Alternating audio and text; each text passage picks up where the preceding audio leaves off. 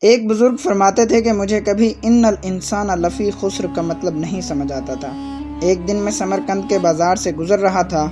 وہاں ایک بندہ پٹے پہ برف رکھ کر بیچ رہا تھا اور کہہ رہا تھا، او گزرنے والو، مجھ پر ترس کھاؤ، مجھ سے برف لیتے جاؤ، میں ایسا تاجر ہوں جس کا راس المال پگھل رہا ہے۔ بزرگ فرماتے ہیں جب اس نے یہ آواز لگائی، کہنے لگے، صاحب مجھے ان الانسان لفی خسر کا مطلب سمجھ آ گیا ہے۔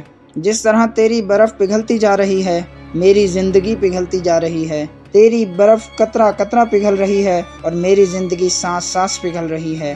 اور اگر اب تو بر وقت برف بیچ لے تو اس کے بدلے درہم لے لے گا، دینار لے لے گا، روپیہ پیسہ لے لے گا، یا کوئی جنس لے لے جو تجھے اس کا فائدہ دے۔ اسی طرح اگر میں بھی ان سانسوں کے بدلے درود پڑھ لوں، ان سانسوں کے بدلے قیام کر لوں، رکوع کر لوں، سجود کر لوں، یا کسی دکھی انسان کی مدد کر دوں، کسی مشکل میں پڑے ہوئے شخص کو چھڑا لوں، تو میری بھی سانسیں کام آ جائیں۔ دوستو، اللہ رب العزت کے حضور دعا ہے کہ اللہ ہمیں مرنے سے پہلے مرنے کی تیاری کرنے اور حضور اکرم صلی اللہ علیہ وسلم کے نقش قدم پر چلنے کی توفیق عطا فرمائے۔ سلام پہنچے۔